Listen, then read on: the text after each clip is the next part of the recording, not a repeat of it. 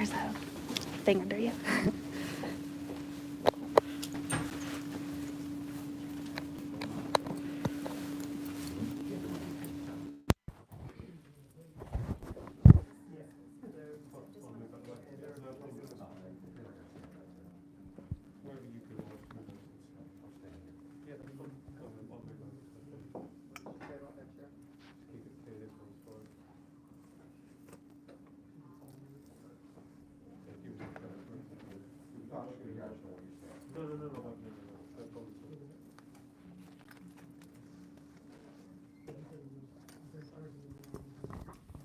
Jordan, text me and let me know if you can hear me. Let me know if you can hear me.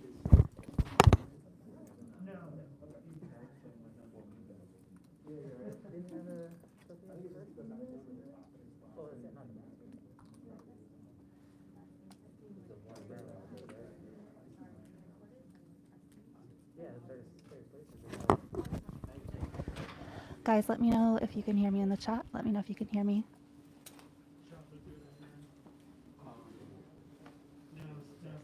Can you guys hear me? Good.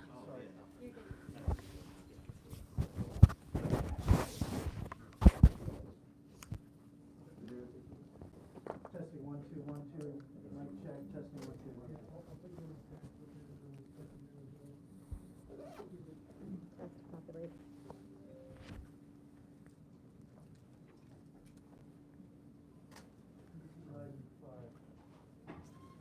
Okay, thanks, Dave. Thank you very much, Jenna. Bye-bye. That's the populator, right?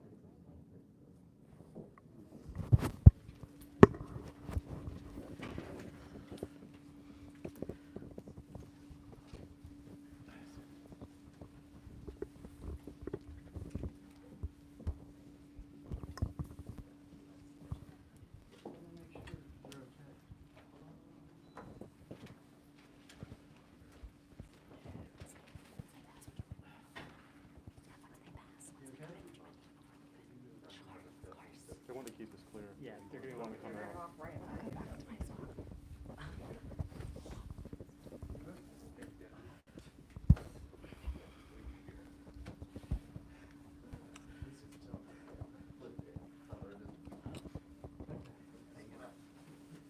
Just keep it on a wide shot. It's only been 9 months. I know. Podman's in Montana still, right? No, she came back. about 6 months on the conference call. It sounded like she was on the Hill covering it, but she was remoting in from Montana. Yeah, she and I talked about that with our It's amazing.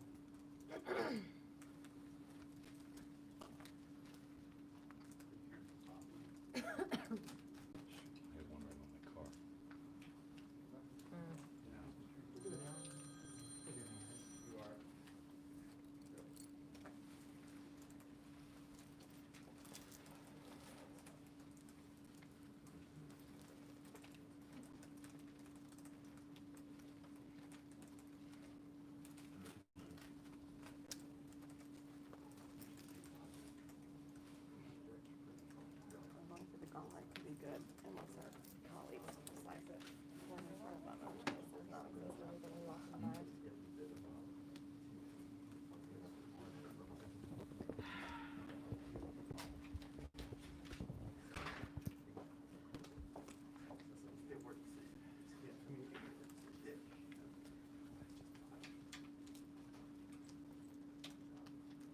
we lost in our lives. Do you mind?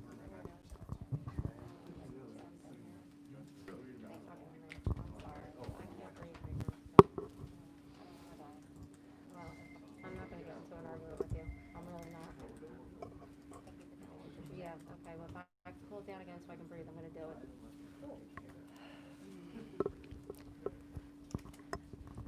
We are here right before Rudy Giuliani is set to give a press conference. Please smash the like button and share this stream.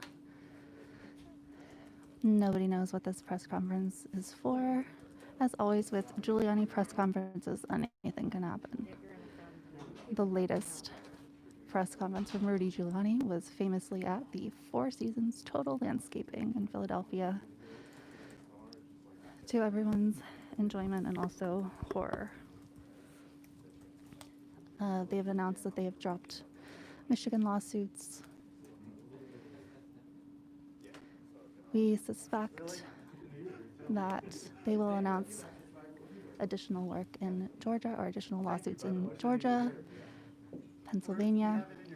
But as Jordan and I were talking about before I arrived here in DC, even if Trump ends up somehow getting Georgia and Pennsylvania, that doesn't bring Biden down below 270. So we're just waiting right now. Social distancing is certainly an issue inside. People are wearing masks. Upon entrance, there was a temperature read, hand sanitizer,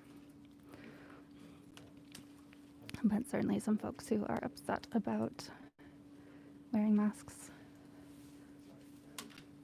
which is absurd.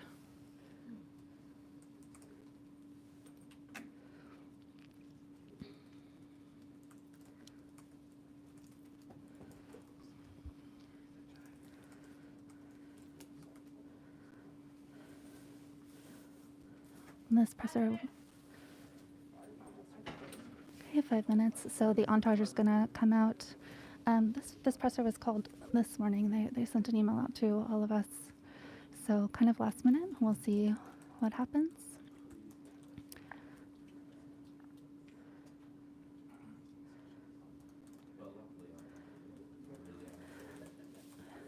Unsurprisingly, Trump has been going on another Twitter rant spree, talking about Georgia, talking about Pennsylvania.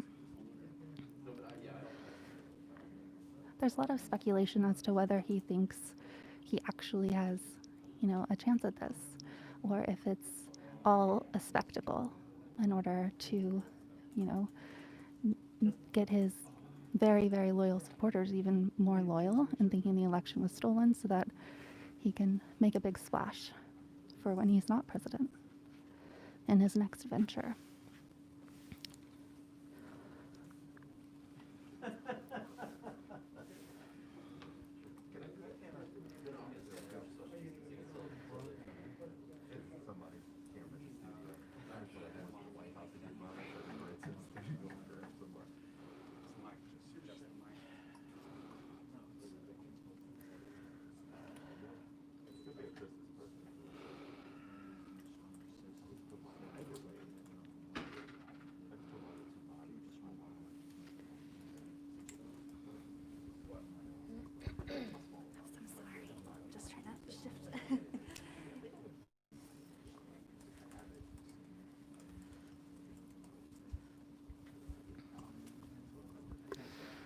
So right now I'm just kind of sitting on the ground here. There are a lot of press here in a very, very tiny room. We're in the RNC building here in DC. I'm trying not to speak too loudly. Everyone's kind of set up. I'll show you all the cameras in the back and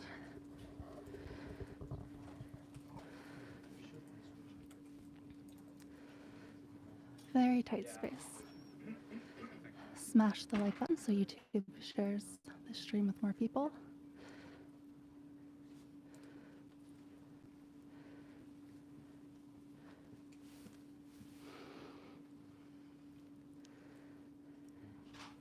Rehab to Fab, you are absolutely right. It is certainly not.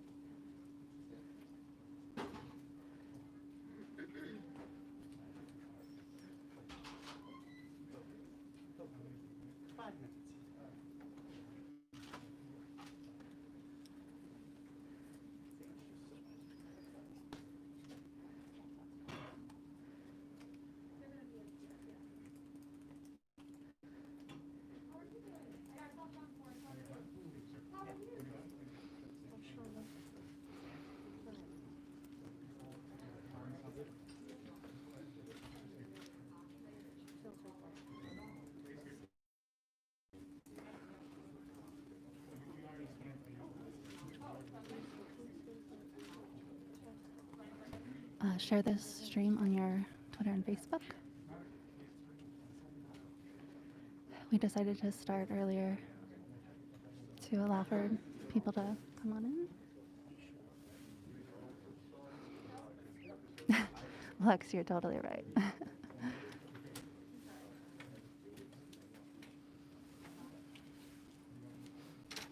Okay, we have some folks coming in.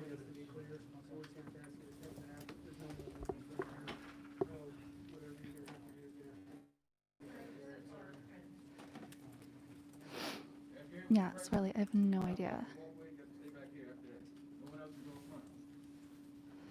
No idea why they booked a room so small.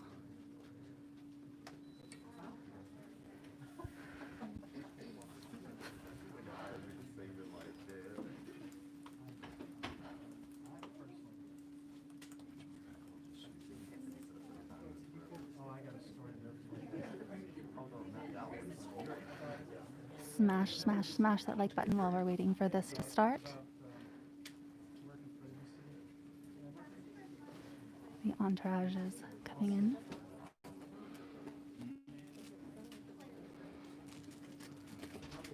Sir, we're going to have to open tab immediately.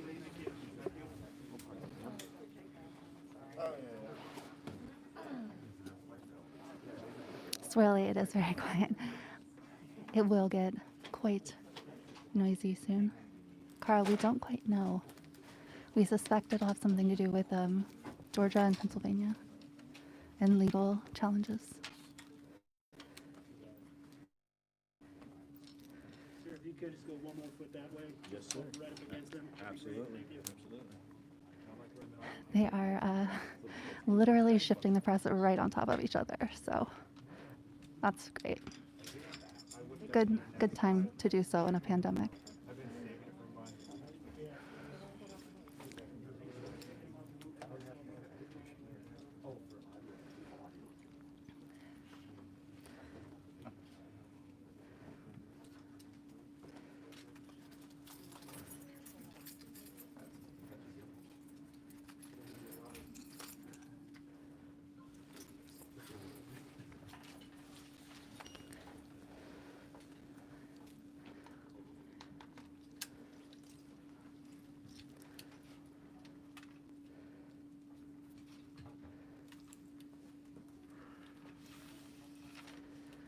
I should also mention by where I parked by the DNC, and there's also something happening down there. It seemed like a smallish group gathered, the Count Every Vote group and some others.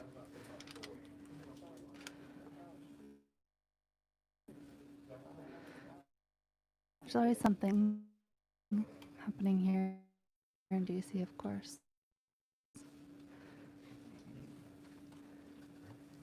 Squeeze it in front of that gentleman over there. Just get a little bit too far. Unless this gentleman would be nice enough to scoot over the two of them to make a little more room for you. Oh, thank you so much, sir. There you go. Whatever.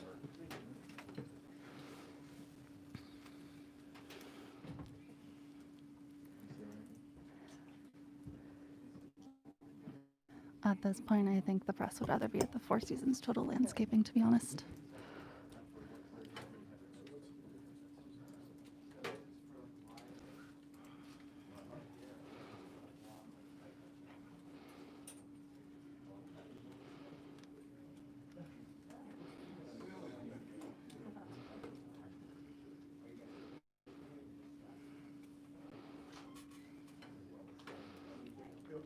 Smash the like button, guys. That gets YouTube to show this stream to more people. Looks like we might get some more crew coming in.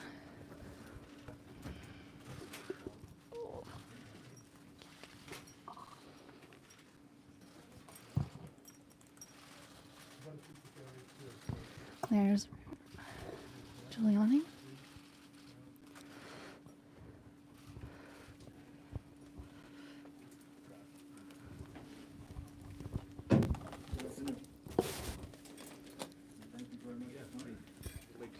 This is representative of our legal team. We're representing President Trump, and we're representing the Trump campaign. When I finish, City Powell and then Jenna Ellis will follow me, and we will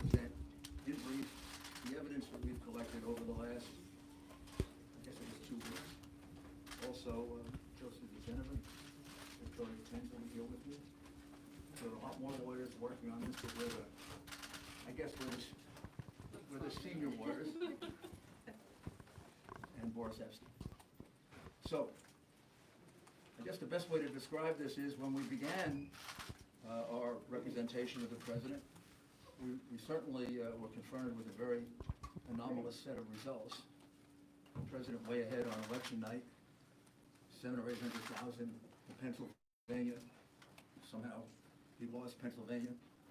We have statisticians willing to testify that that's almost statistically impossible to have happened in the period of time that it happened. But of course, that's just speculation. As we started investigating, both our investigations and the very patriotic and brave American citizens that have come forward are extraordinary. Extraordinary number of people, extraordinary number of witnesses. And what emerged very quickly is there's not a singular voter fraud in one state. This pattern repeats itself in a number of states. Almost exactly the same pattern, which to any experienced investigator, prosecutor, would suggest that there was a plan from a centralized place to execute these various acts of voter fraud, specifically focused on big cities, and specifically focused on, as you would imagine, big cities controlled by Democrats, and particularly focused on big cities that have a long history of corruption. The number of voter fraud cases in Philadelphia could fill a library. Just a few weeks ago, there was a conviction for voter fraud, and one 2 weeks before that. And I've often said, I guess sarcastically, but it's true, the only surprise I would have found in this is if Philadelphia hadn't cheated in this election. Because for the last 60 years, they've cheated in just about every single election. You could say the same thing about Detroit.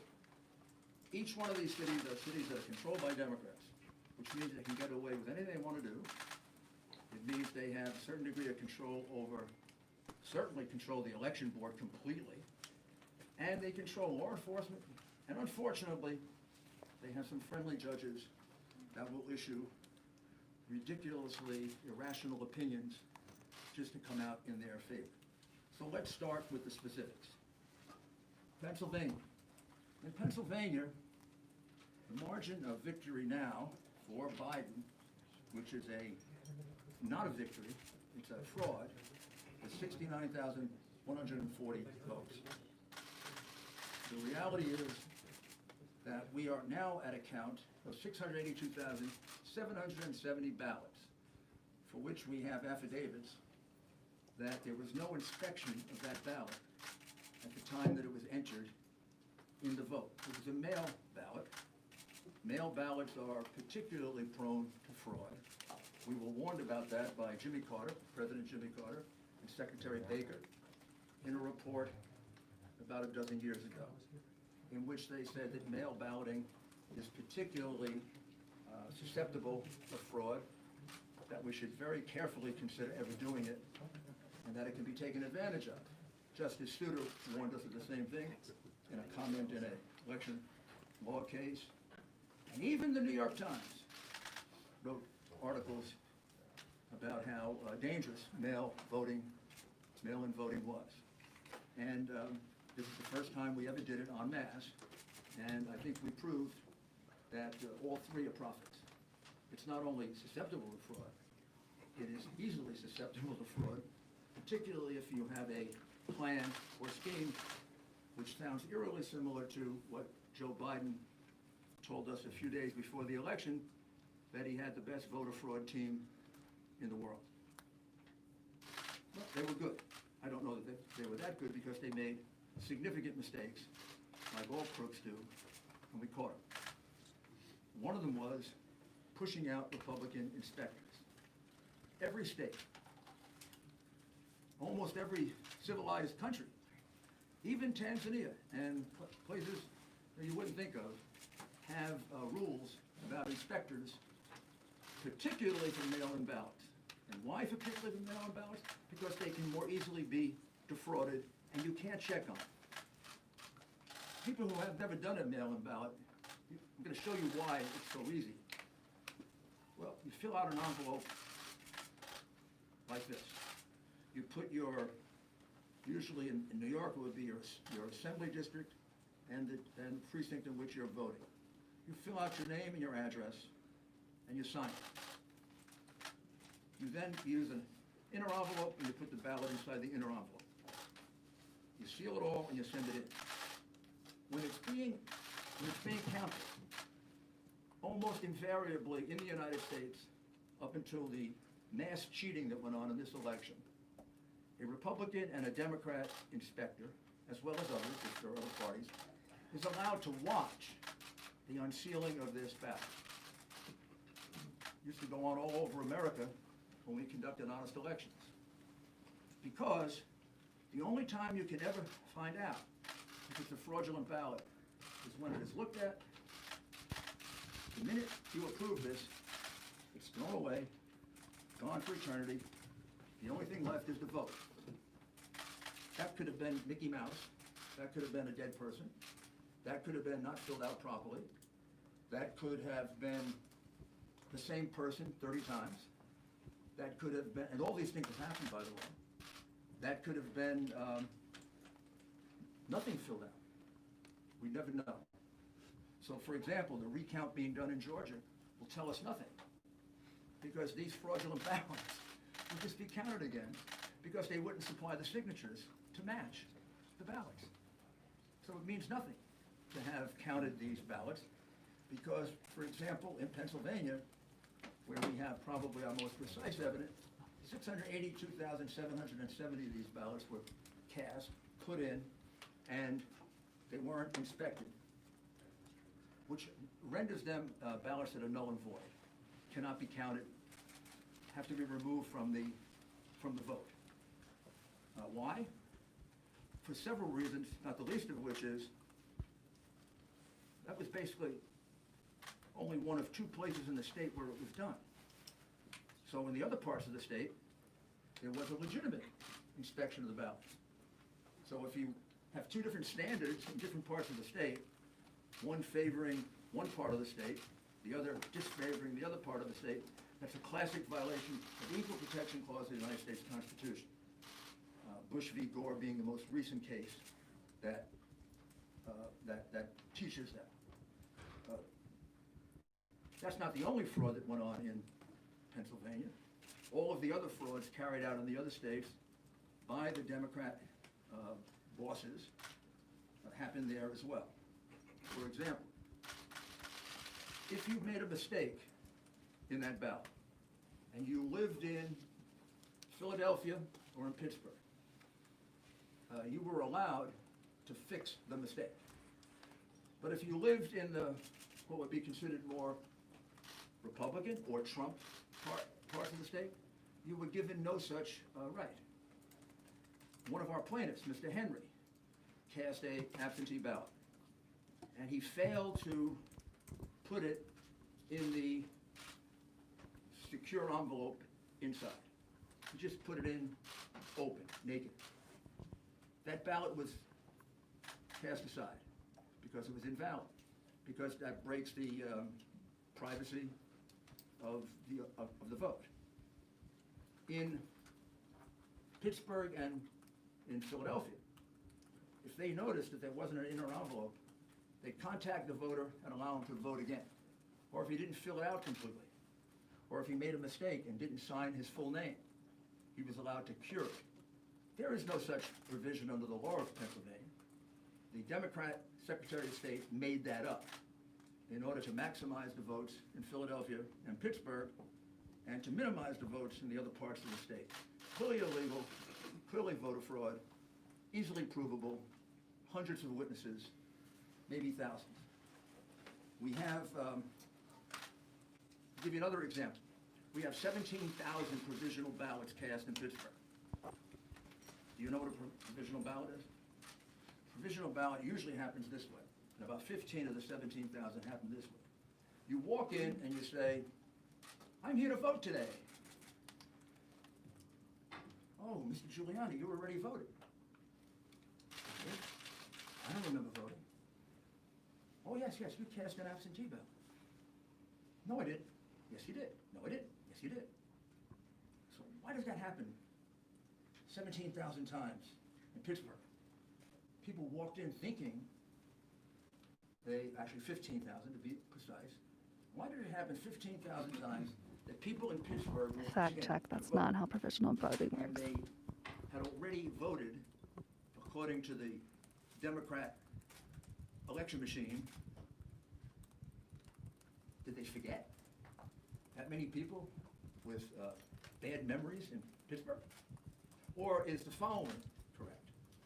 That as witnesses will testify, they were instructed by the Democrat bosses when they had a ballot in which there was no one registered, just assign it to somebody. Just assign it to Rudy Giuliani. So when maybe Rudy Giuliani won't show up to vote. And if he does show up to vote, we'll give him a provisional ballot.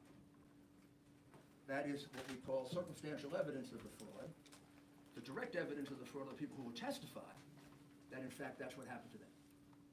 As well as the 50 to 60 witnesses we have for the way they were treated and not allowed to inspect the ballots. They weren't just not allowed to do it, they were pushed. In a few cases they were assaulted. In all cases they were put in a corral so far away, probably the closest they got is from here to the back of that room. We could do like a, did you all watch My Cousin Vinny? You know the movie? It's one of my favorite war movies, because he comes from Brooklyn. And when the nice lady, he said she saw, and then he says to her, how many fingers do I got up? And she says, 3. Well, she was too far away to see it was only 2. These people were further away than my cousin Vinny was from witness. They couldn't see a thing. Now, I don't know, you're gonna tell me that 60 people are lying? They didn't just tell me this. They swore under penalty of perjury, which is something no Democrat's ever done. You don't even ask Biden about this. You don't put him under penalty of perjury. He doesn't even get asked questions about it.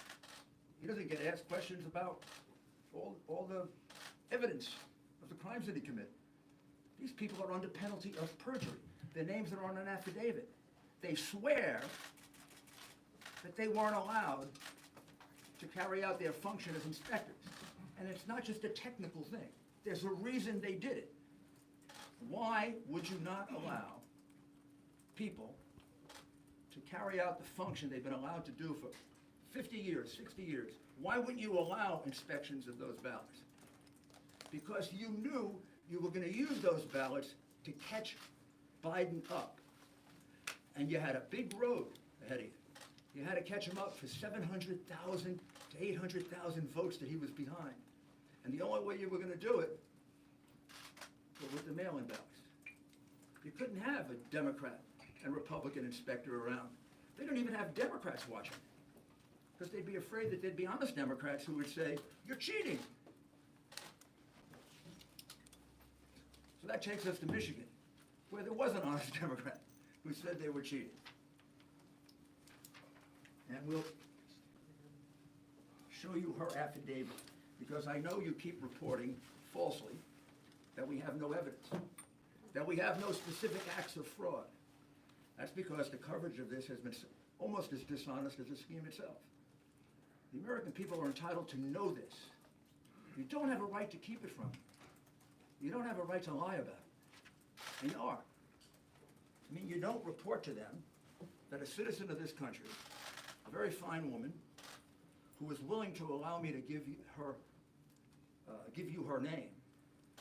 And I can't give you all these affidavits, because if I do, these people will be harassed, they'll be threatened, they may lose their job, they will lose their friends. We've lost lawyers in this case because they've been threatened. We have lawyers that need protection. What's going on in this country is horrible, and the censorship that you're imposing is making it worse. But Jessie Jacob, an adult citizen and a resident of the state of Michigan. She's been an employee of the city of Detroit for decades. I know her age, but she can tell you her age.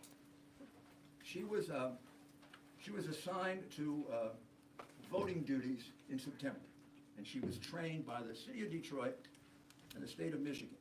She's basically trained to cheat. She said that I was instructed by my supervisor to adjust the mailing date of these absentee ballot packages to be dated earlier than when they were actually sent in. The supervisor made that announcement for all workers to engage in that fraudulent practice. That's not me saying that. That's this American citizen saying that under oath. I don't know. Maybe you could say she's lying. But you can't say there's no evidence. This is what we call evidence. This is direct evidence, not circumstantial. I tried many, many cases, as did all my colleagues here. You put a witness on a witness stand, the witness is testifying to their own knowledge. This witness goes on the witness stand and she will say, I was told to adjust the date on the absentee ballots. I witnessed election workers and employees going over to the voting booths with voters in order to watch them vote and coach them for whom to vote. Completely illegal. She will testify to that. I don't know. Biden's people can cross-examine her, but you can't just throw it away. Gee, there's no evidence. Next time you say that, you'll be lying. Because there is evidence. This, oh, by the way, this is public. You can all get it. It's attached to the complaint in Costantino versus the city of Detroit. Then she was instructed by my supervisor not to ask for a driver's license or any photo ID when a person was trying to vote. Don't ask for identification. Why would you not ask for identification? Because you knew that a lot of people not entitled to vote were going to come in and early vote. Because you knew that illegal immigrants were going to be allowed to vote. You knew, if you lived in Philadelphia, unless you're stunad, that's an Italian expression for stupid. Unless you're stupid, you knew that a lot of people were coming over from Camden to vote. They do every year. Happens all the time in Philly. It's about as frequent as getting beaten up at a Philadelphia Eagle football game. Happens all the time. All the time. And it's allowed to happen because it is a Democrat, corrupt city. And has been for years. Many, many years. And they carried it out in places they could get away with it. They didn't carry it out in neutral places. They didn't carry it out in Republican places. They didn't carry it out where the law is respected. They carried it out in a corrupt city where the district attorney releases criminals en masse, which is why it has so much crime. She also said, I observed a large number of people who came to the satellite location to vote in person. But they had already applied for and submitted an absentee ballot. So she observed a lot of people voting twice. Again, this is Jesse Jacob, not me. I was instructed not to invalidate any ballots and not to look for any deficiency in the ballots. Why would you do that? Because you're cheating. On purpose cheating. Intentionally cheating. You're cheating as a institution. This is an instruction from the election commission or the employer to the worker. Don't look for any deficiencies in the ballots. I was instructed not to look at any of the signatures on the absentee ballots. If she was instructed not to look for any of the signatures on the absentee ballots, why the heck do you sign it in the first place? In order to identify it. She was instructed not to do that because many of the absentee ballots were fraudulent, and they knew that. And they didn't want to have a count of that. On November 4, 2020, I was instructed to improperly predate the absentee ballots when the receipt date was actually was after November 3rd, 2020. Now this is really significant because Justice Alito of the Supreme Court instructed Pennsylvania that any ballot, comes in after 8 o'clock on November 3rd, 2020, had to be put aside and not altered, because there's a question as to its legality and its constitutionality. What she's telling you is that they blatantly disregarded that order, that they took ballots that were marked the 4th and the 5th and the 6th, and they marked it down for the 3rd, in blatant disregard of the order of the United States Supreme Court. This is, I don't know if she's a Democrat or Republican. I assume if she's working for the, I assume if she's working for the city of Detroit, that she's a Democrat. I assume, but I may be wrong. She's a citizen. I've never met her, never coached her. And I'd like you to note that it's signed under penalties of perjury. We have 100 more of these. I can't show them to you because those people don't want to be harassed. They don't want to have their lives torn apart by the goons on the other side. We don't do that to them. They've done that to a lot of our people. They've done it for 4 years. And it's outrageous that it's tolerated, and it's tolerated because you condone it in the press. You don't cover it, and you don't condemn it. And it shouldn't happen to a Republican or a Democrat. A lawyer shouldn't have to withdraw from a case because he's representing the President of the United States. There are many more affidavits here. I'd like to read them all to you, but I don't have the time. You should have had the time and energy to go look for them. That's your job. Like it's my job to defend the President and to represent the President. It's your job to read these things and not falsely report that there's no evidence. Do you know how many affidavits we have in the Michigan case? 220 affidavits. They're not all public, but 8 of them are. 4 affiants here, those are people who give affidavits, report an incident that under any other circumstances would have been on the front page of all your newspapers if it didn't involve the hatred that you have, the irrational, pathological hatred that you have for the President. What they swear to is that at 4:30 in the morning, a truck pulled up to the Detroit Center where they were counting ballots. The people thought it was food, so they all ran to the truck. It wasn't food. It was thousands and thousands of ballots. And the ballots were in garbage cans, they were in paper bags, they were in cardboard boxes, and they were taken into the center. They were put on a number of tables. At that time, they thought all the Republican inspectors had left, all but 2 had, and an employee of Dominion, who we will address a little bit later, Dominion. And here's what they jointly swear to, that every ballot that they could see, everything they could hear, these were ballots for Biden.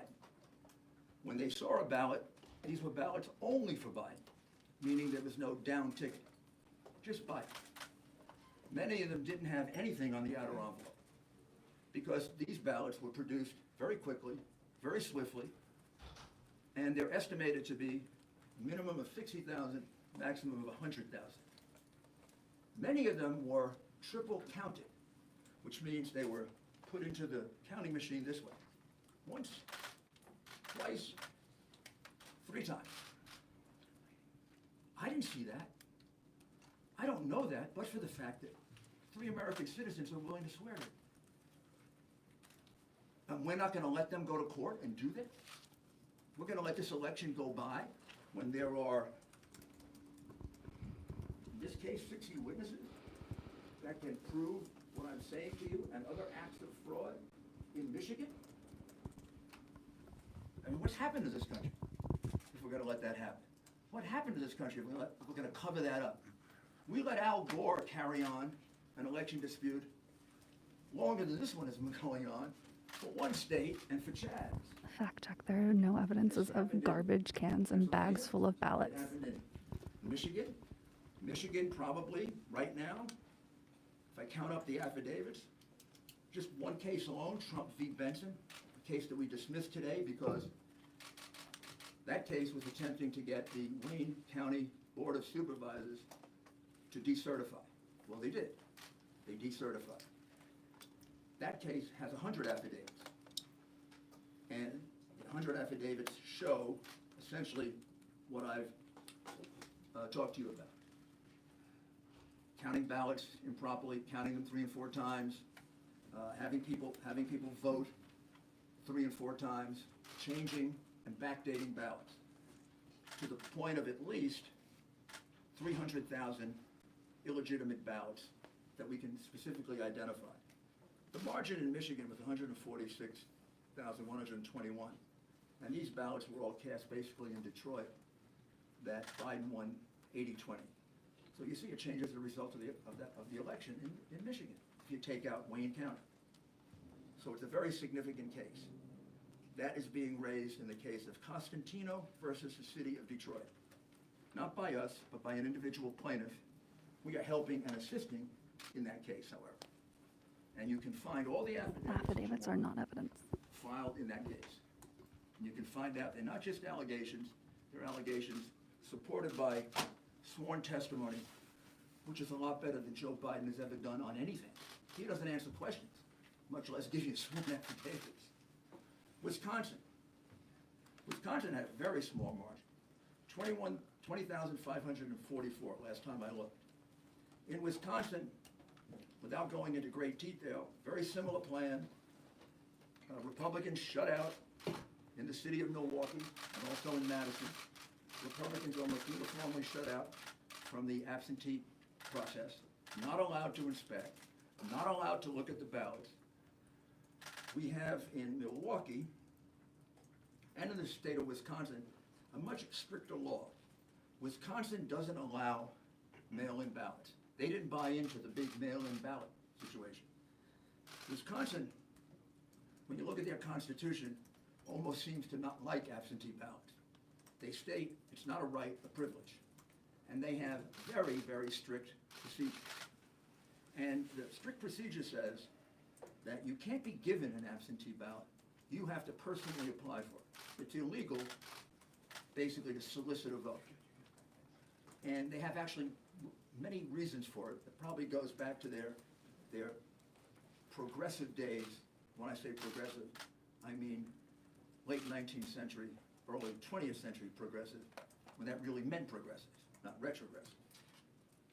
So there are 60,000 ballots in Milwaukee County and 40,000 ballots in Madison that, as far as we can tell, and this is why we're auditing, because we have very good information, the numbers are going to come out about here, that don't have applications.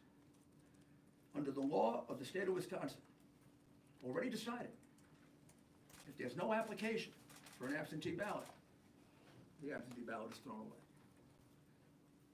This all happened in 2 places in Wisconsin. Didn't happen in northern Wisconsin, didn't happen in Republican Wisconsin, didn't happen in neutral Wisconsin, where there are equal number of Republicans and Democrats. It happened in a place where the vote was 75, 80% for the Democrat. You take away any number of those, and that 20,000 lead disappears. In other words, if you count the lawful votes, Trump won Wisconsin by a good margin. Indeed, if you count the lawful votes in Pennsylvania, he won it by about 300,000 votes.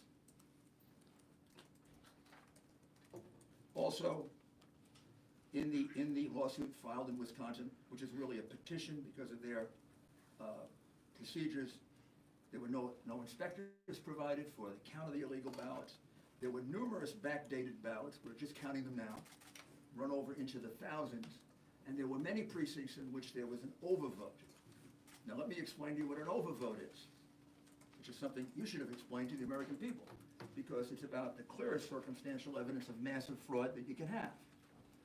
An overvote is if 200% of the people who are registered in a district vote. Think about that. 200% of the registered voters in a district vote. What does that mean? That means somebody voted twice.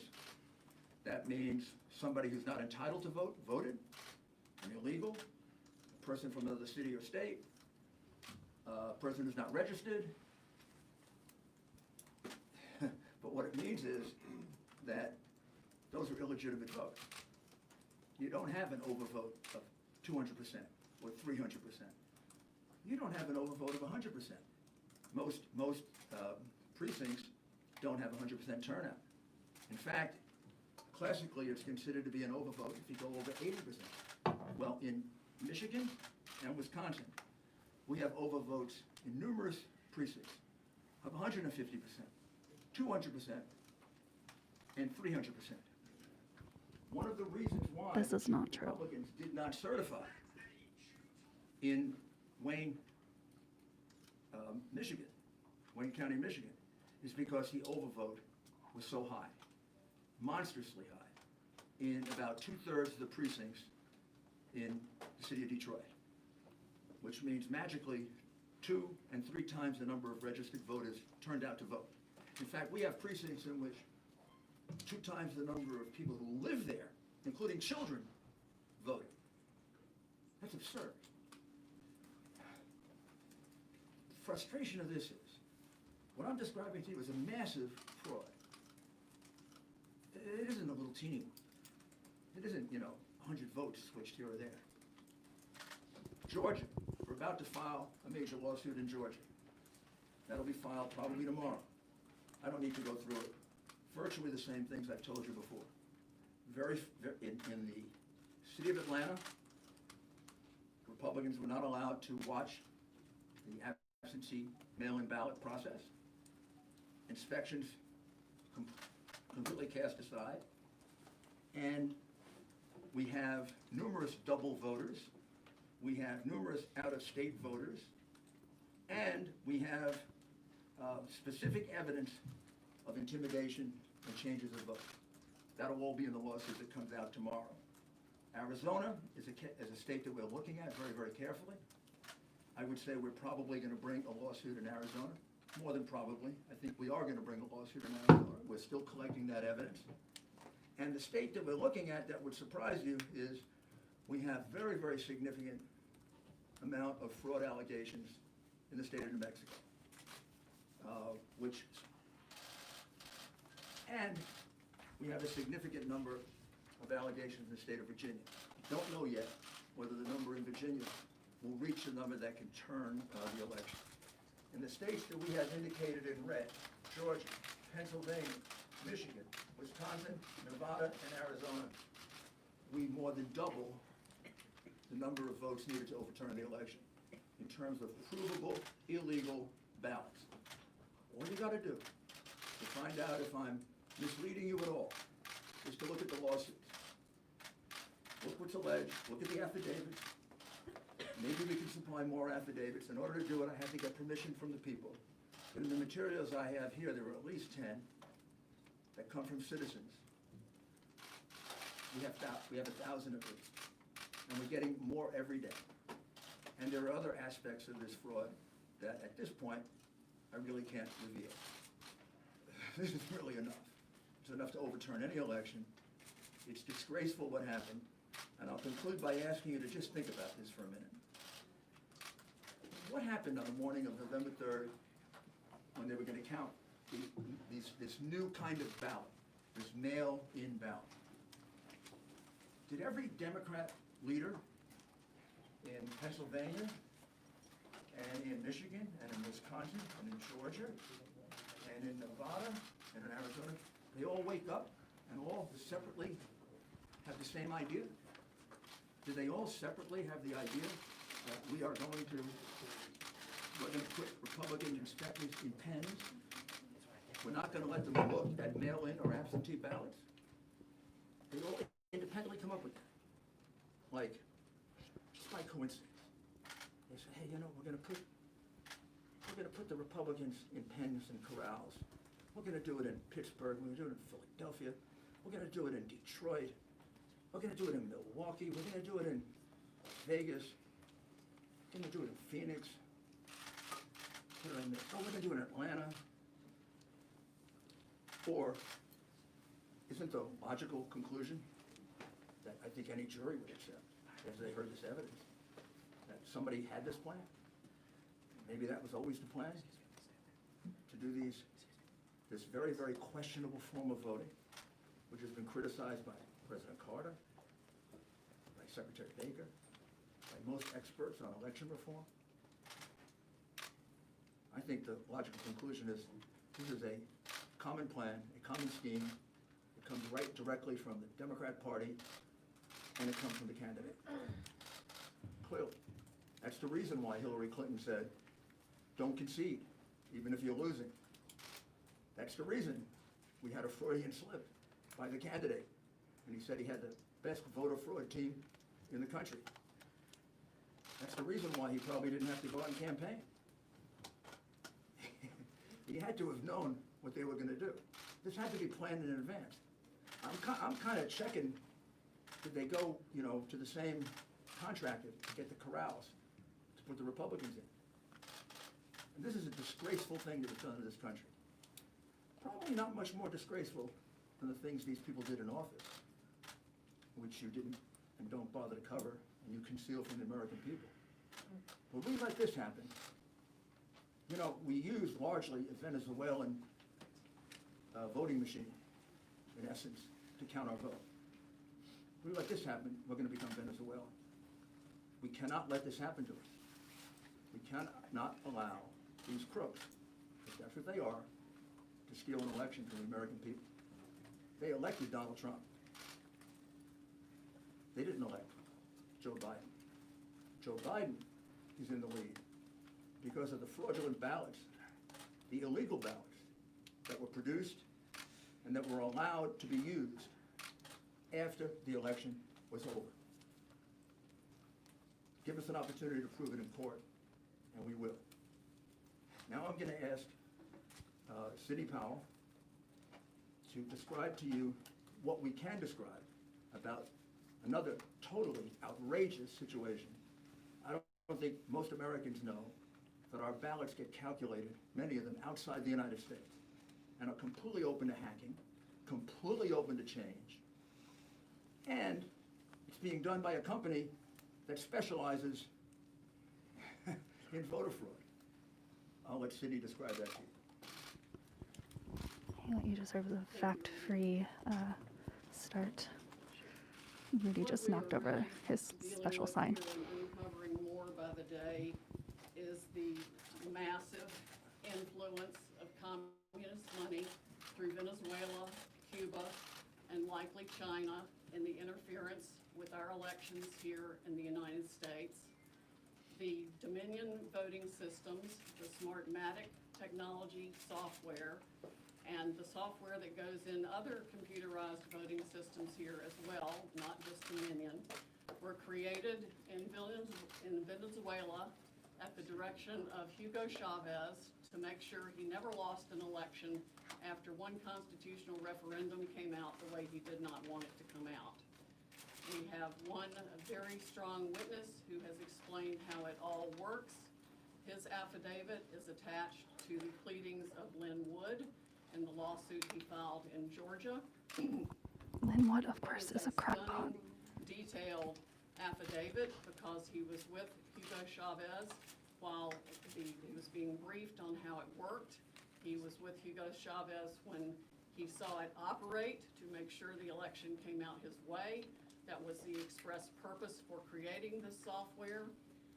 He has seen it operate, and as soon as he saw the multiple states shut down the voting on the night of the election, he knew the same thing was happening here, that was what had gone on.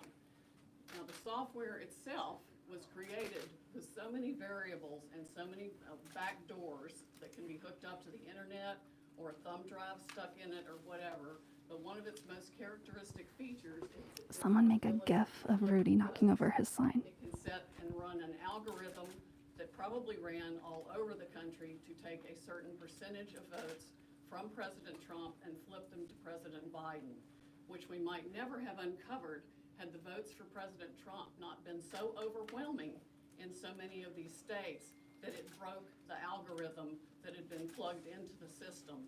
And that's what caused them to have to shut down in the states they shut down in. That's when they came in the back door with all the mail-in ballots many of which they had actually fabricated. Some were on pristine paper with identically matching perfect circle dots for Mr. Biden. Others were shoved in batches. They're always put in a certain number of batches, and people would rerun the same batch. This corresponds to our statistical evidence that shows incredible spikes in the vote counts at particular times, and that corresponds to eyewitness testimony of numerous people who have come forward and said they saw the ballots come in the back door at that time. Notably, the Dominion executives are nowhere to be found now. They are moving their offices overnight to different places. Their office in Toronto was shared with one of the Soros entities. One of the leaders of the Dominion project overall is Lord Mallet Brown, Mr. Soros' #2 person in the UK and part of his organization. There are ties of the Dominion leadership to the Clinton Foundation and to other known politicians in this country. Just to give you a brief description of how this worked, I'm going to quote from a letter that was written, and I will read that to make sure I get the quotes right. This person was objecting to the United States acquisition of Sequoia voting systems by Smartmatic, a foreign-owned company. I believe this transaction raises exactly the sort of foreign ownership issues that CFIUS is best positioned to examine for national security purposes. It's undisputed that Smartmatic is foreign-owned and it has acquired Sequoia. They keep changing the names as they go along. Different times when a problem comes up, they just create another corporation and call it a different name. But it was a voting machine company doing business in the United States. Sequoia voting machines were used to record over 125 million votes during the 2004 presidential election in the United States. Smartmatic now acknowledges that Antonio Mujica, a Venezuelan businessman, has controlling interest in Smartmatic, but the company has not revealed who all the Smartmatic owners are. According to the press, Smartmatic's owners are hidden through a web of offshore private entities, and that is in fact true. Smartmatic has been associated with the Venezuelan government led by Hugo Chavez, which is openly hostile to the United States, and of course, as we all know, communistic and really brutalizing its own people. The system has been continued there by Mr. Maduro and ensured his election. Smartmatic's possible connection to the Venezuelan government poses a potential national security concern in the context of its acquisition of Sequoia, because electronic voting machines are susceptible to tampering, and insiders are in the best position to engage in such tampering. This letter expresses concern of the Chicago 2006 primary election. And it ends by saying the products and services that are of Venezuelan origin and evaluate Smartmatic's ownership to determine who could have influence and control over these and other Sequoia products and services are important to the national security of the United States. This letter was written to Hank Paulson on October 6, 2006 by Congresswoman Carolyn B. Maloney. Senators Klobuchar and Warren have raised these concerns as recently as December 2019. Why our government has not taken them seriously is beyond my comprehension, unless they have some of the three-letter agencies have used them themselves in other parts of the world. We know that the technology was exported to affect an election in Argentina. That's admitted by our friend who wrote the affidavit about Hugo Chavez and his interest in Smartmatic. Again, in 2006, Carolyn Maloney wrote the Honorable John Snow, the Secretary of the Treasury, about the issues. Speaking of Smartmatic's leadership, one of the Smartmatic patent holders, Eric Coomer, I believe his name is on the web as being recorded in a conversation with Antifa members saying that he had the election rigged for Mr. Biden, nothing to worry about here, and they were going to F Trump. His social media is filled with hatred for the president and for the United States of America as a whole, as are the social media accounts of many other Smartmatic people. There has been widespread use of this. Dominion itself is utilized in 2,000 jurisdictions in 30 states. It has been uncertifiable in multiple states who realized all the problems that it had, including Texas. Experts have described it across the board, from a Princeton group of 3 professors to experts that we have talked to about its end user vulnerabilities. People can admittedly go in and change whatever they want. They can set the ratio of votes from one thing to another. They can say that a Biden vote counts as 1.25 and a Trump vote counts as 0.75. And those may be the numbers that were actually used here. It's not just the swing states that were affected. The algorithm was likely run across the country to affect the entire election. Like I said, we only discovered it this year because of the overwhelming number of votes for President Trump in the swing states. It caused the machines to have to shut down for them to backfill for adding votes. We have evidence of different numbers of votes being injected into the system, the same identical, unique 6-digit number multiple times in at least 2 states that we've analyzed so far, and I'm talking about like 341,542 votes for Biden and 100,012 for Trump. There's no explanation, no logical explanation for the same numbers being injected 20 minutes apart into the machine. The software manual itself, you can download it from the internet, and I would encourage you all to read it because it specifically advertises some of these things as features of the system. Why it was ever allowed into this country is beyond my comprehension, and why nobody has dealt with it is absolutely appalling. The machines were easily accessible to hackers. There's a video on the net that it will explain to you how a kid with a cell phone can hack one of these voting machines. There's been no oversight of Dominion or its software. Workers in each county were trained by Dominion, but there's no evidence of any monitoring otherwise. We have testimony of different workers admitting that they were trained how to dispose of Trump votes and add to Biden votes. The software has a feature pursuant to which you can drag and drop any number of batches of votes to the candidate of your choice or simply throw them away. So we have mathematical evidence in a number of states of massive quantities of Trump votes being trashed, just simply put in the trash like you would on your computer with any file, and Biden votes being injected. That's addition to the flipping. I mean, it really happens in 2 ways. There's an algorithm that runs that automatically flips all the votes, and then each operator has the ability to go in, override settings. They can ignore signature. They can ignore the top line of the ballot. They can go down ballot and select who they want to change the results for. Mr.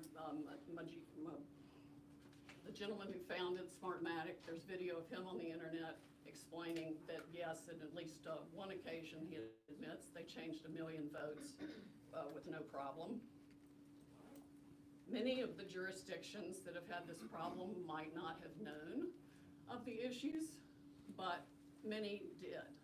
And I think a full-scale criminal investigation needs to be undertaken immediately by the Department of Justice and by every state's equivalent, Attorney General's office or state investigatory unit, because there's evidence of different benefits being provided to the people who spent $100 million of taxpayer money at the last minute for their state to get the Dominion voting systems put in time for this election in different ways. There's one person that a lawyer told me got, quote, election insurance, meaning that he would be able to make sure he was elected.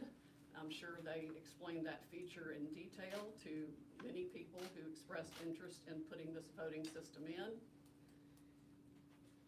Texas denied certification of the Dominion system in 2019, but there are no doubt issues with the software that Texas did use, unbeknownst to Texas, I would imagine, since they went to great trouble to examine the Dominion systems and reject them. But other software, the source code that does the alterations is embedded, we've been told, in the source code all across the country in all voting machines.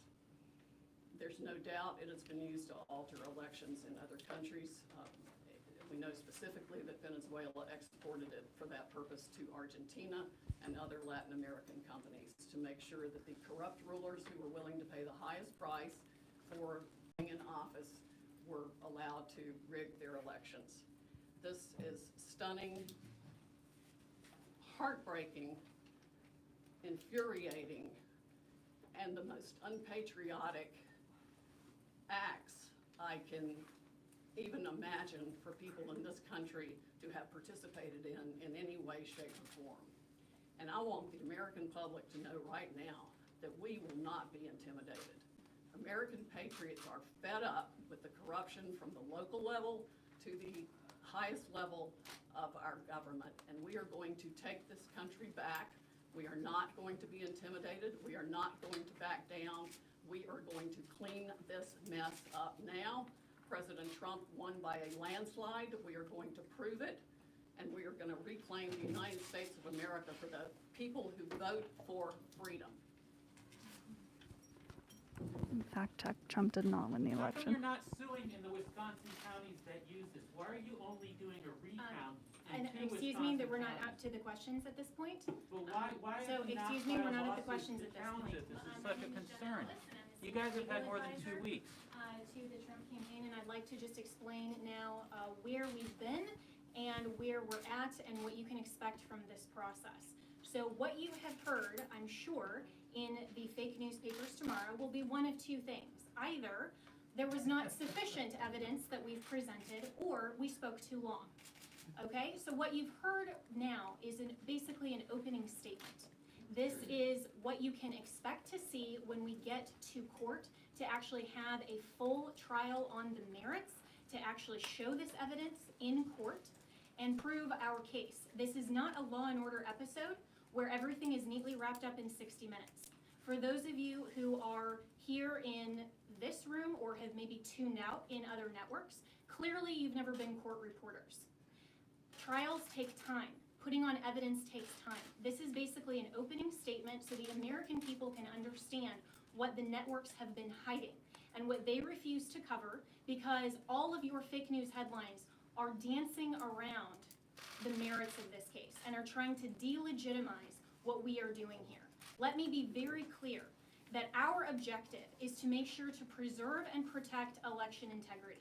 President Trump has been saying from day one that this is about maintaining free and fair elections in this country. It is not about overturning an outcome. It is about making sure that election integrity is preserved. And every American, I recommend you check out her past statements about Trump from 2016. With that, you have to ask yourself why. And if your fake news network is not covering this or allowing you to cover it fairly and accurately, you should ask yourself why. This is absolutely a legitimate legal basis.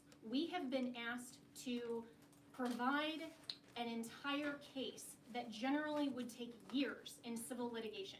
I've been a prosecutor. I have tried cases with far simpler facts.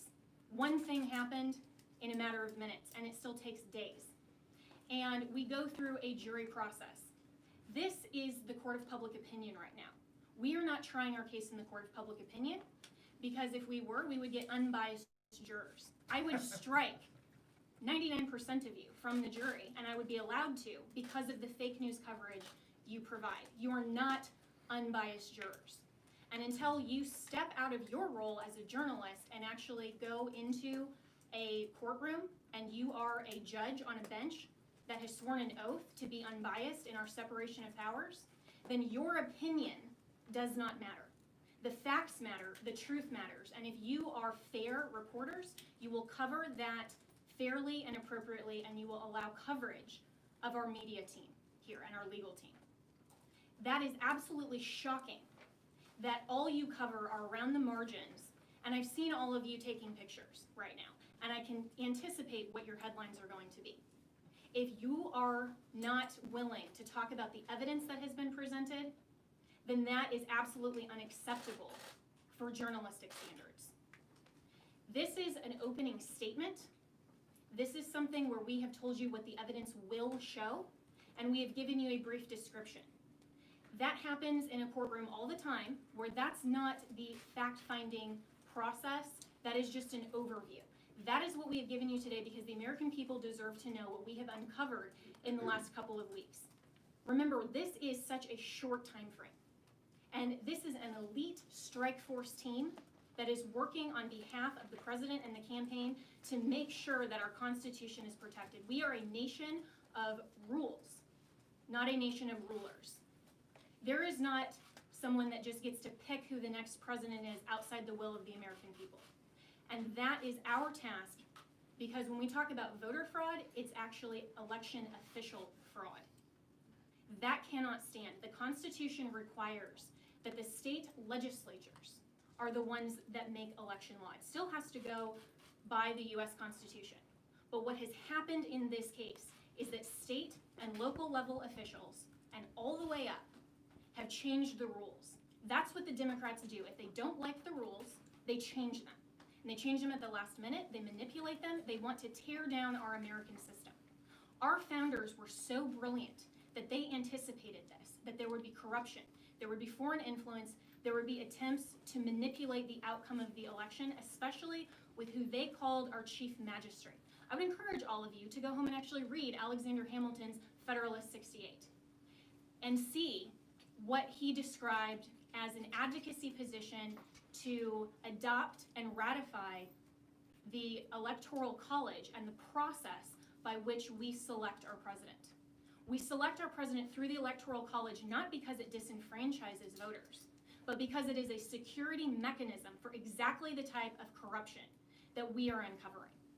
And every American should be grateful and thankful that our founders had the foresight to put in those protections and provisions to make sure that your legitimate legal vote is not disenfranchised. That is what we are advocating for. We want to make sure to protect election integrity, and your president, President Trump, we are so proud that he is in this fight because he understands that when he swore his oath of office, he swore an oath to uphold and defend the United States Constitution. That is what he is doing. And that is what we are doing. We are confident that through this multiple pathway to victory, we will get to the actual outcome that the evidence shows. But this is not about overturning an election on our part.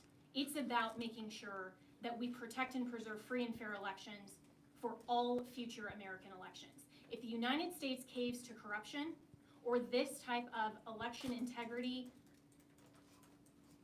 disaster, then no election will be secure from here on out. And we all need to be keenly aware of that. We are the representatives here that are standing in this gap and defending President Trump and defending you, the American people, at the end of the day. This is ultimately about the United States of America. And we want to make sure to protect and defend that. And as my colleagues have said, we will not back down. We won't be intimidated. President Trump will not be intimidated. You, the American people, should not be intimidated. You, the press, should cover this fairly and should know that this matters to election integrity and it matters to the future of our nation. So we have given you an overview, but recognize this is not a court of law. We will get there, and we have time, and we have constitutional provisions that will step in when we show the corruption and the irredeemably challenged and overturned votes that are absolutely corrupt in all of these counties. It is irredeemably compromised. We will show that, but you have to give us that opportunity. This has been just our opening statement, and we have an opportunity to get there, and we have time, and we will do that. This is the United States of America, and we stand proudly for President Donald J. Trump. Thank you. One more point? The world is watching this. I have gotten multiple emails from people in other countries who watch the same pattern happen there. We have witness testimony that the same things were done in those countries as this was exported from Venezuela and by Maduro and by Mr. Chavez and by Cuba. And of course, we know China also has a substantial presence in Venezuela and substantial interest in making sure that President Trump does not continue in office. This is the consummate foreign interference in our election in the most criminal way you can possibly imagine. It must be shut down. We know, for example, that one of the Dominion's highest level employees or officers went to Detroit himself to man the Detroit Operations Center, where he could watch the votes coming in real time and decide what file folder in the system to put those votes into. That's why you see massive spikes after hours when people were told that all the votes were in and all the votes were counted. Many Dominion employees have already reached out to us to tell us the truth. They are Americans who want to ensure election integrity like we do. I would encourage every Dominion or Smartmatic employee who is fed up with the corruption in this country to come forward as soon as possible, because these are serious federal offenses that I am confident the Department of Justice will be in pursuit of in very short order if they are not already. All right, a few questions? Yeah, Mayor Giuliani, this sort of reminds us, 30 years ago, they had federal judges doing consent decrees over elections, so you got a federal judge overseeing the election. This is old Chicago days. Will you be asking that in Georgia, where you have the two Senate races, to have the U.S. District Court judges and federal authorities monitoring elections? I can't say what's going to be In done about. Montgomery County, we have sort of a Operation Grey I'm Lord. sorry, I didn't. in what Montgomery county? County, Pennsylvania, Yes. next to Atlanta, there's sort of an Operation Grey Lord going on. I don't know if you were Yep. informed of that. I know about it. I really can't give you an opinion on that. I think, obviously, every election official should learn something from this and be very, very careful with the next election. I know this is a lot of information that we've given you, probably because we're frustrated with what we keep reading and hearing in the censored press, which is that we have no evidence, we have no specifics, we have no backup for what we're saying, and you largely ignore the affidavits that are filed. Whether you agree or disagree with an affidavit, it's evidence. You can't say, I mean, you're just lying to the American people when you say there's no evidence. Sydney was giving you information that come from affidavits from other people that are given under oath. I was explaining things to you from affidavits that come from other people, American citizens, who swear under oath that they saw 100,000 ballots come in and that they were all for Joe Biden. And that, I should point out now that Sydney has spoken, that those happened just around the time that the Dominion or Smartmatic people called a halt to the election. And then you can also trace it with a very big spike in the vote count at exactly Straight that up time. lying. Right up. So what we're telling you is supported by evidence. And we're going to have to present these because of the procedures that exist according to the different voting laws of the different states. For example, you asked us about Wisconsin. We have to first create a contest in Wisconsin before we can move to bringing a fulsome federal lawsuit. The contest, from everything I can see, is going to overturn the vote because it's going to show somewhere around 100,000 illegal ballots in 2 counties that Biden carried by 75, 80%, and you know how close Wisconsin is.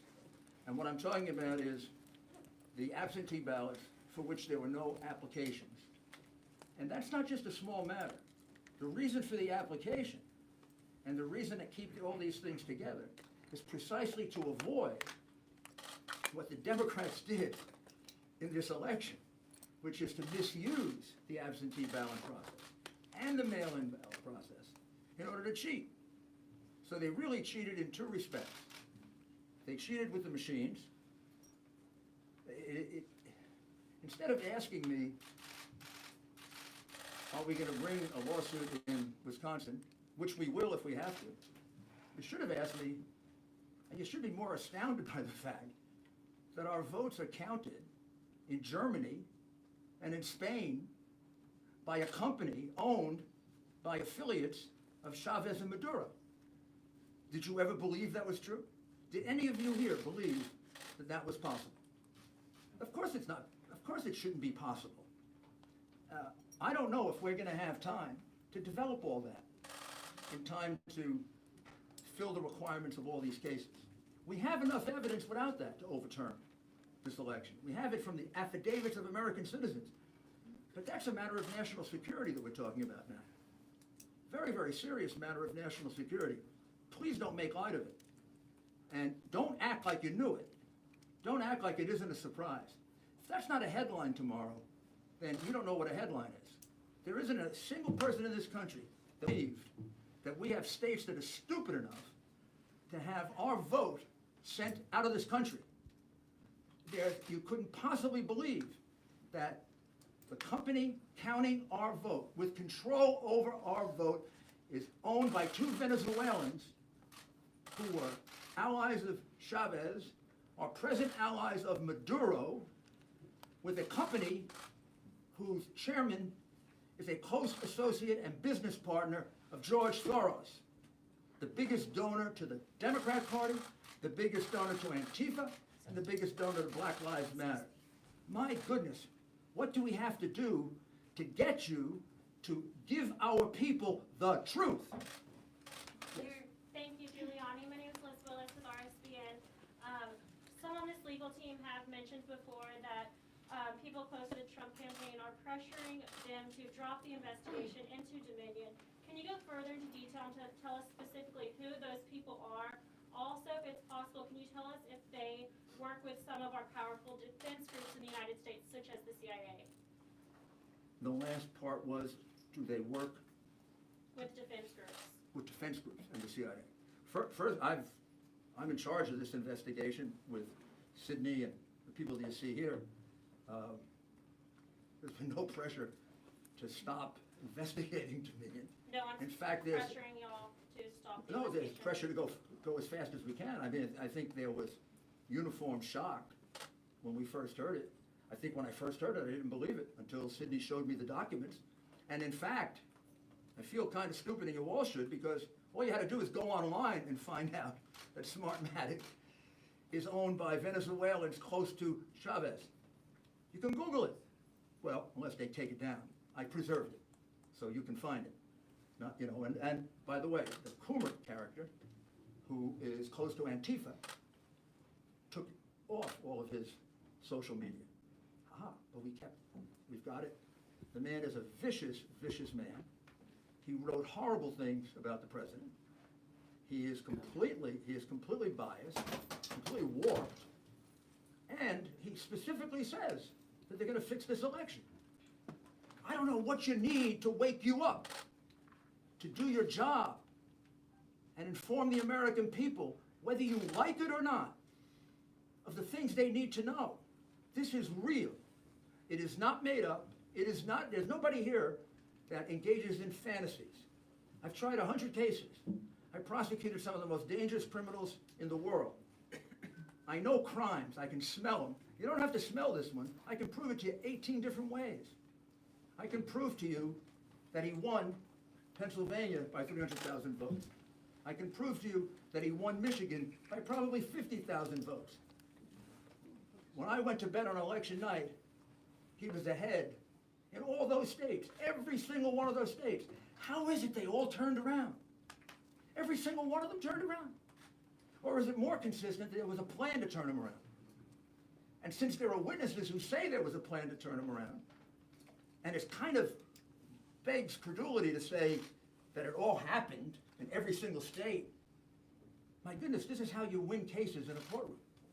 Sir, is it your goal here? Sir, is it your goal here to pressure officials and lawmakers in these battleground states to block or delay certification so the GOP can pick their own electors? Is that the end game here? Our goal here is to go around the Iron Curtain of censorship. That what publication are you with? CNN. It's to go around the outrageous Iron Curtain of censorship and get facts to the American people that if you were a fair and honest network, you'd have been reporting for the last 2 weeks. These are facts. These are things that actually happened. These people really wrote these affidavits. These affidavits are really part of the public record.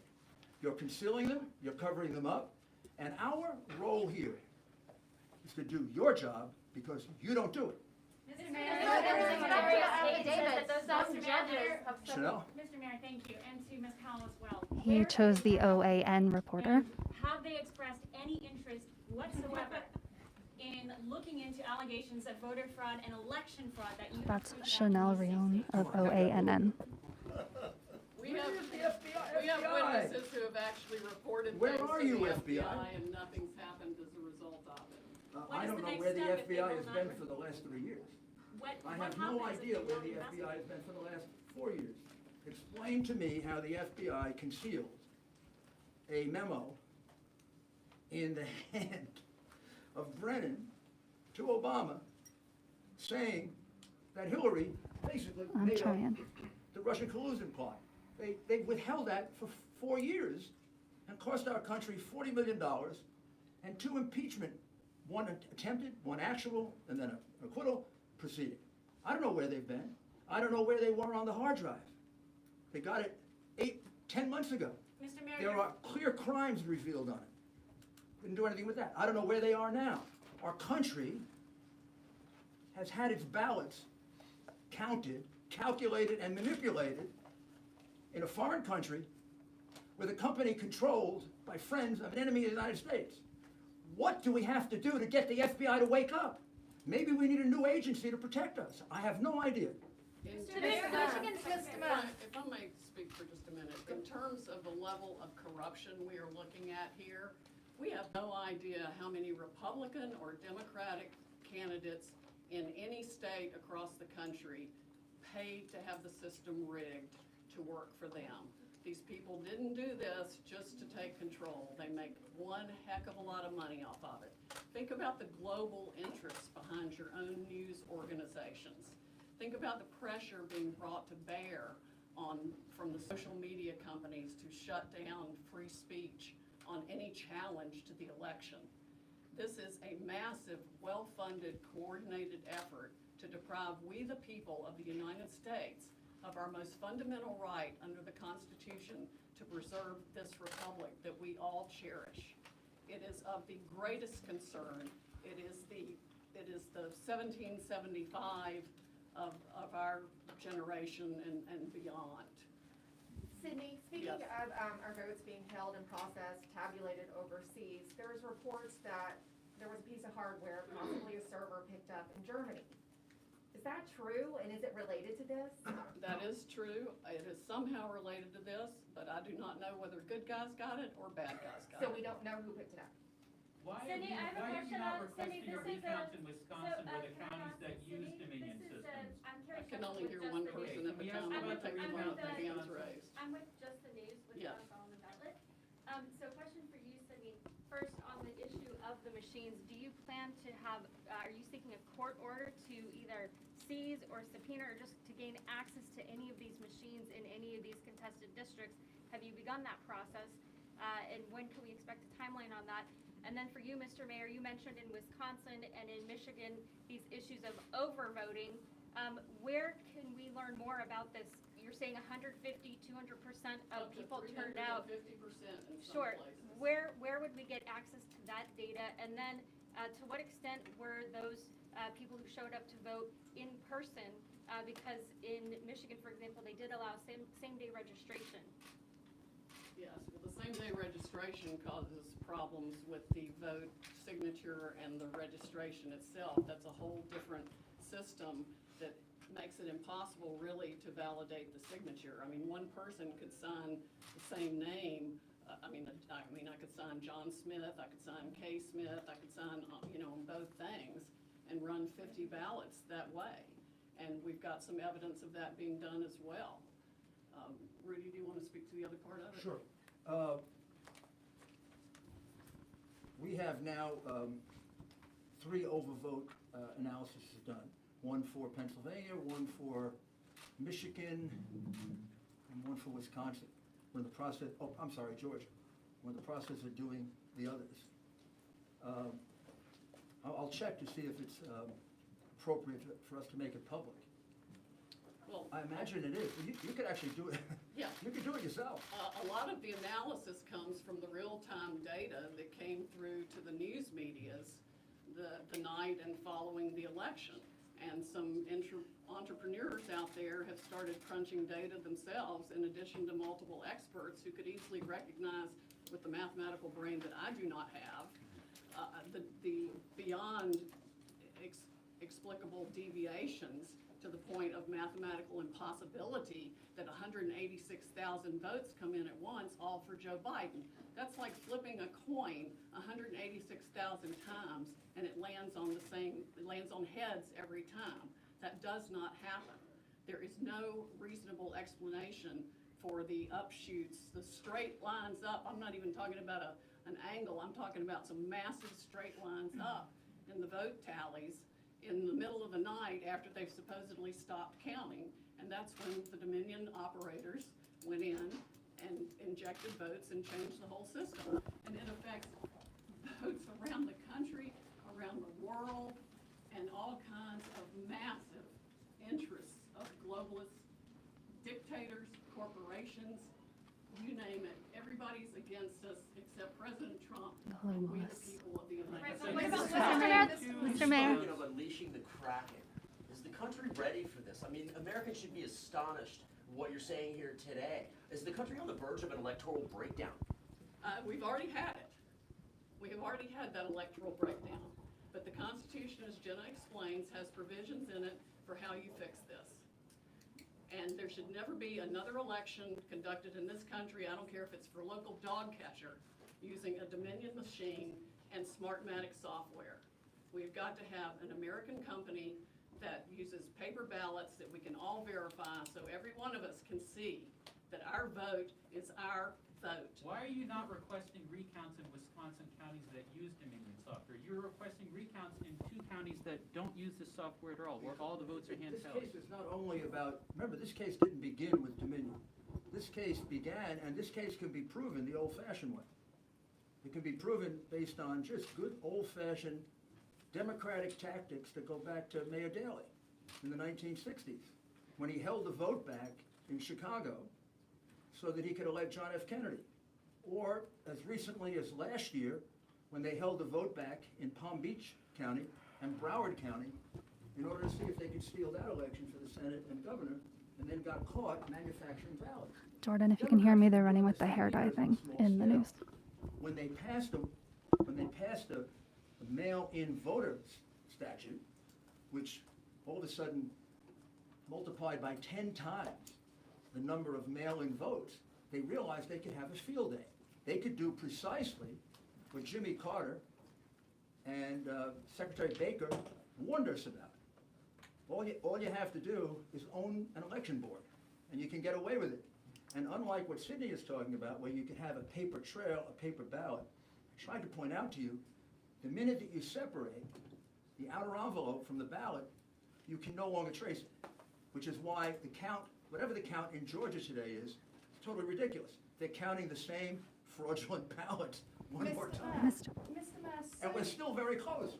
Mr. Mayor, so far, no single court has found evidence of fraud. That's got to be disappointing for you and the president. How would you describe his mood at the moment? And do you and him still genuinely believe you can overturn this election, or is it about something bigger for you? Well, it is about something. Let's go from the big picture to the smaller picture. The most important thing here is that this has been a massive attack on the integrity of the voting system in the greatest democracy on earth. The people who did this have committed one of the worst crimes that I've ever seen or observed. One of the things we're the most proud of in this country is that we've been such a long-standing democracy based on the right to vote. They have trashed the right to vote, they've dishonored the right to vote, they've destroyed the right to vote in their greed for power and money. And there's no doubt about it. This was not an individual idea of 10 or 12 Democrat bosses. This is a plan. You would have to be a fool not to realize that. They do the same thing in exactly the same way in 10 big Democrat-controlled, in most cases, crooked city. And when I say crooked city, go look at how many of their officials have gone to jail in the last 20 or 30 or 40 or 50 or 60 years that they have dominated and destroyed those cities. They picked the places where they could get away with it. They picked the places where, whether or not Republicans testified to something, judges would just dismiss it, because judges are appointed politically, and too many of them are hacks. They picked places where they could get a sheriff that refused to enforce a court order. When we got a court order that we could be 10 feet closer, our representatives were told, if you try to do it, I'll arrest you. You're painting a portrait of a national conspiracy, suggesting that Joe Biden was actually part of that. Do you provide any evidence of that? Part one, it began as a national conspiracy. Clearly, that evidence emerged very, very quickly. The minute I saw that it was the same thing in 10 states, just using logic, I said this can't be an accident. And then what I was surprised about is the dimension of it. I mean, not inspecting almost 700,000 ballots is astounding. Are you suggesting that Joe Biden was part of that conspiracy? I just wonder what your evidence is. Honestly, I don't know what Joe Biden is aware of or not aware of. And I mean that as a lawyer, not trying to be cute. I've watched him, I've observed him. I honestly don't know how much he's aware. I don't know how much he decides and how much things are decided for him. So Let me also address one other thing to your question about the process. Your question is fundamentally flawed when you're asking where's the evidence. You clearly don't understand the legal process. What we have asked for in the court is to not have the certification of false results. And so to say, hold on a minute, we have evidence that we will present to the court. We haven't had the opportunity yet to present that to the court. We're giving you an overview and a preview of what we've discovered, but no court yet we've had that opportunity. So when we have we have fraud allegations pending, so what we've asked for are temporary restraining orders or injunctions to not certify false results. We're very happy that Michigan, the reason we dismissed that lawsuit today is because the Michigan county in Wayne County, they're not going to certify that because 71% of counties have inconsistent data. No person in this room or in this country should want states to rush through and coronate a president with false results.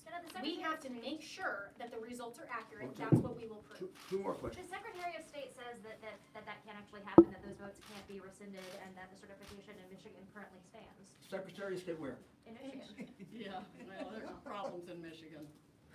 Follow the money. Follow the political party now.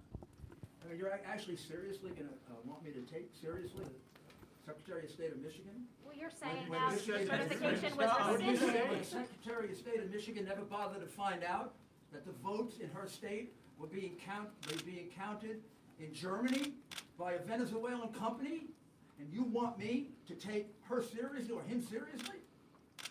I mean, I was in government. If I were the governor of that state, I'd fire everybody that was involved in this election. They didn't come and tell me that my state was going to be embarrassed, made a fool of, because I'm sending my votes of people in Michigan over to Germany to be counted by a company that is owned by people who are allies of Maduro and Chavez. By the way, Carolyn Maloney, who wrote that, is my congresswoman. A Democrat pointed that out. They didn't do the darndest bit of due diligence. If you bought a $10 million company, you would have done more due diligence than that. Maybe they're incompetent, or maybe they didn't want to know. But you're not going to have me take seriously anything that comes from anyone involved in the election the way it was conducted in Michigan. But you guys are saying that those votes have been rescinded. They haven't. The Secretary of State there says that they can't be. The Secretary of State can say whatever she wants to say. Of course she's going to say that. She's a Democrat. She could also credit the affidavits of the two people and say that the board is tied and therefore the vote hasn't been certified. So because she's a Democrat, she's saying that. Do you think she has any credibility, having run the kind of election they ran in Michigan? Do you think anyone in that government has credibility after using a machine and fooling their citizens? There can't be a person in Michigan who thought their vote was being sent outside the United States so somebody could play with it. I mean, it's disgraceful what the government of Michigan did to its citizens. Absolutely disgraceful. Mr. Mayor, you have alleged. Have to